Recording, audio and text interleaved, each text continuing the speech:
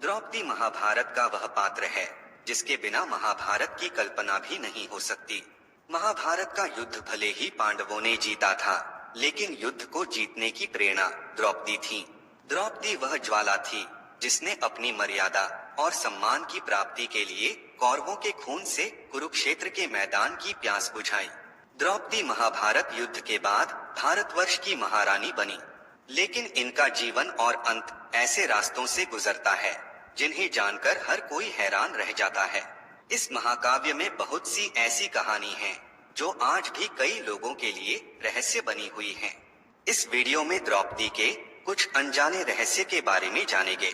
तो जय श्री कृष्णा मित्रों, स्वागत है कथामृत यूट्यूब चैनल पर।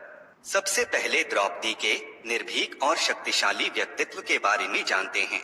मित्रों, अपने जीवन में द्रौपदी ने ना ही किसी से कभी हार मानी और ना ही वह कभी किसी से डरी। भरी सभा में जब उन्हें निर्वस्त्र करने का दुस्साहस किया गया तो उन्होंने चुप्पी साधे बैठे भीष्म पितामह, द्रोणाचार्य, कृपाचार्य जैसे महान योद्धाओं की कठोर निंदा की। माना जाता है कि द्रौपदी कोई साधारण कन्या नहीं थी, बल्कि वह अग्नि से प्रकट हुई थी। द्रौपदी कौन थी? मित्रों, द्रौपदी राजा द्रुपद की बेटी थी जो साक्षात इंद्राणी की अंश थी। द्रौपदी के अन्य नाम पांचाली और कृष्णा है।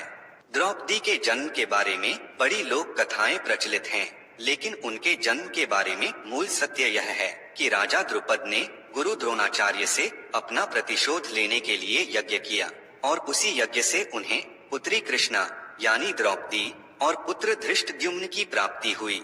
बाद में युवा अवस्था में उनका विवाह एक शर्त के अनुसार रखा गया था। शर्त थी कि जो सिर्फ पानी में देखकर मछली की आंख पर निशाना लगा देगा, उसी से द्रौपदी विवाह करेगी। सौभाग्य से उसी समय पांडव यानी कि पांचों भाई अपना अज्ञातवास काट रहे थे। उसी समय वह अपनी माता कुंती से आशीर्वाद लेकर भोजन की तलाश में निकले थे और किसी तरह वो उस महोत्सव में पहुंच गए जहां उन्होंने देखा कि बड़े बड़े महावीर और दुष्ट मानसिकता वाले लोग प्रतियोगिता जीतकर द्रौपदी को पाना चाहते थे। मित्रों, द्रौपदी की सुंदरता का कोई वर्णन नहीं किया जा सकता, क्योंकि उनकी सुंदरता अद्वितीय थी। अर्जुन ने प्रतियोगिता जीतकर द्रौपदी से विवाह किया, लेकिन वह जैसे ही जंगल में अपनी कुटिया में गए तो उनकी माँ पूजा कर रही थीं। उन्हें अंदाजा नहीं था कि अर्जुन शादी करके आया होगा। अर्जुन ने अपनी माँ से कहा कि देखो माँ, मैं क्या लाया हूँ। इस पर माता कुंती ने पूजा में विघ्न ना हो इसलिए सिर बिना घुमाए बिना देखे कह दिया कि जो भी लाए हो पांचों भाई आपस में बराबर बराबर बांट लो। इतना सुनकर सबके पैरों तले जमीन खिसक गई। बाद में राजा द्रुपद के यहाँ सभी महान गुरुओं और इष्ट को बुलाया गया, जहाँ गुरुओं की आज्ञा के अनुसार इसे नेति का फैसला माना गया और द्रौपदी को समझाया गया कि इसके पीछे विशेष कारण है और आपको यह विवाह स्वीकार करना चाहिए। बाद में द्रौपदी ने पांचों पांडवों से विवाह स्वीकार किया और उन्हें पांचाली नाम मिला। इस तरह द्रौपदी पांचाली यानी कि 5 पतियों वाली इकलौती पत्नी बन गई। हालांकि शुरुआत में द्रौपदी तैयार नहीं थी, पर बाद में गुरुओं का आशीर्वाद मानकर उन्होंने यह स्वीकार किया। द्रौपदी के पांचों पांडवों से एक एक पुत्र हुआ। द्रौपदी के 5 बेटे थे, प्रतिविंध्य, सुतसोम, श्रुतकर्मा, सतनिक और श्रुतसेन। अब हम द्रौपदी से जुड़े कुछ अन्य अनजाने तथ्यों को जानेंगे। द्रौपदी का जन्म किस लिए हुआ? असल में शुरुआत में जब द्रौपदी का जन्म नहीं हुआ था, उसी समय से गुरु द्रोण और राजा द्रुपद में काफी संग्राम हुआ और गुरु द्रोण ने अर्जुन से राजा द्रुपद को हरवा दिया था। विवाद शुरू हुआ राज्य की सीमा को लेकर। पांचाल के राजा द्रुपद को द्रोण की ओर से राजकुमार अर्जुन ने हराया था, जिन्होंने तब उनके राज्य का आधा हिस्सा ले लिया था। इसी बदले को पूरा करने के लिए द्रौपदी का जन्म हुआ था। द्रौपदी अपने भाई धृष्टद्युम्न के बाद यज्ञ की जलती हुई अग्नि से एक बेहद सुंदर काली चमड़ी वाली युवती के रूप में प्रकट हुई थी। जब वह आग से प्रकट हुई तो एक आकाशवाणी ने कहा कि वह भारतवर्ष के धर्म के भविष्य में एक महान बदलाव लाएगी। बाद में यह बात सत्य निकली। राजा द्रुपद के लिए द्रौपदी एक अवांछित संतान थी। वह आग से एक वयस्क के रूप में पैदा हुई थी, जिसमें उनके बचपन या किसी के पालन पोषण की कोई सराहना नहीं की जा सकती। जानते हैं कि द्रौपदी के मुख्य नाम क्या क्या हैं तथा उन नामों का क्या अर्थ है। मित्रों, द्रौपदी के कई नाम हैं और उनके नामों की खास बात यह है कि यह विशेष नाम उनकी विशेष विशेषताएं बताते हैं। उनका हर नाम उसके अलग अलग गुणों को परिभाषित करता है। द्रौपदी के नाम इस प्रकार हैं। नित्य युवनी अर्थात जो हमेशा जवान रहे और जिसे कभी बुढ़ापा न आए। यज्ञसेनी यानी यज्ञ की अग्नि से उत्पन्न होने वाली। पांचाली यानी पांचाल राज्य की राजकुमारी। सैरंधरी यानी एक विशेष नौकरानी। मालिनी यानी माला बनाने वाली। द्रौपदी का एक नाम और था कृष्णेय। मित्रों, कुंती यह सोचकर मन ही मन बेहद दुख करती थी कि उन्होंने अपनी पुत्री समान बहू को 5 पुरुषों से विवाह करने पर मजबूर कर दिया। लेकिन यह द्रौपदी की नियति थी, कुंती की गलती नहीं। ऐसे ही एक बार जब कुंती बहुत दुख महसूस कर रही थीं, उसी समय भगवान श्री कृष्ण प्रकट हुए और उन्होंने कुंती को समझाया कि सत्य क्या है। श्री कृष्ण ने कहा कि द्रौपदी का 5 पुरुषों से विवाह होना नियति का हिस्सा था, इसमें तुम्हारा कोई दोष नहीं है। उन्होंने कहा कि द्रौपदी ने पिछले जन्म में घनघोर तपस्या की थी और उन्होंने ईश्वर से वरदान मांगा कि उसे 5 गुणों वाला पति चाहिए। चूंकि वह 5 गुण किसी एक पुरुष में संभव नहीं थे, इसलिए उसे 5 पति प्राप्त हुए। द्रौपदी ने एक ऐसे पति की कामना की थी जो सर्वश्रेष्ठ धनुर्धर, धार्मिक, सबसे मजबूत, आकर्षक और धैर्य का प्रतीक हो।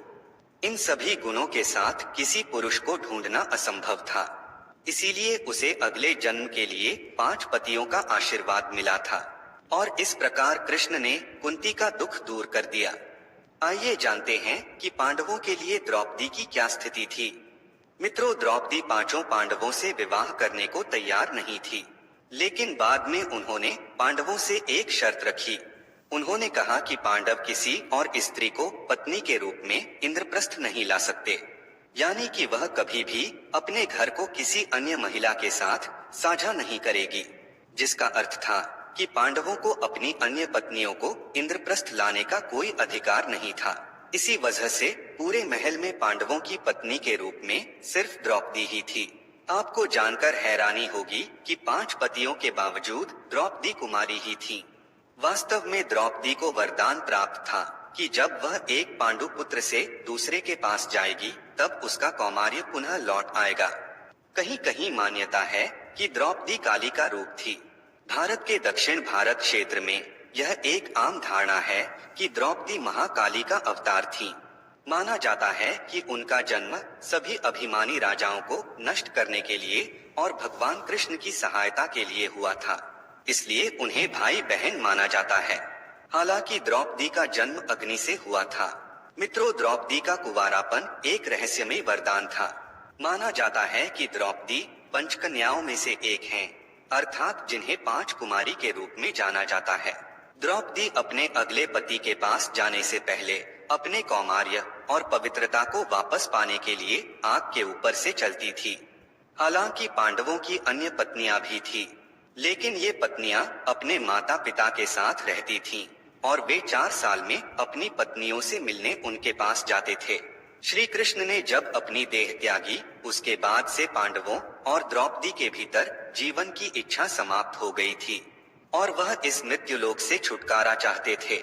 इसीलिए उन्होंने हिमालय के मार्ग से स्वर्ग जाने का रास्ता चुना। स्वर्ग जाने के लिए 5 पांडव और द्रौपदी, उनके साथ एक कुत्ता भी साथ निकला। जब वह स्वर्ग की प्राप्ति के लिए हिमालय पर्वत चढ़ रहे थे, उसी समय यह तथ्य सामने आया। जब द्रौपदी और पांडवों ने स्वर्ग की ओर अपनी यात्रा शुरू की और लगातार चलते हुए हिमालय के पास पहुंच गए। इस पर्वत को पार करने के बाद उन्होंने सुमेरु पर्वत देखा। जब वे सुमेरु पर्वत को पार कर रहे थे तो द्रौपदी के पैर स्तब्ध रह गए और वह पर्वत से गिरकर स्वर्गवासी हुई। द्रौपदी के मरने के बाद भीम ने युधिष्ठिर से सवाल किया कि भ्राता, द्रौपदी हमारे साथ स्वर्ग क्यों नहीं जा सकी? तो युधिष्ठिर ने चुप्पी तोड़ते हुए जवाब दिया कि वह हमेशा से हम चारों से अधिक अर्जुन से प्रेम करती थी। इतना कहकर वे उन्हें बिना देखे आगे बढ़ गए। इस यात्रा में एक एक करके सारे पांडव भाई मौत की आगोश में चले गए। सबसे पहले इसमें द्रौपदी की मृत्यु हुई थी। लेकिन यहाँ रोचक बात यह है कि केवल युधिष्ठिर को ही स्वर्ग में प्रवेश करने की अनुमति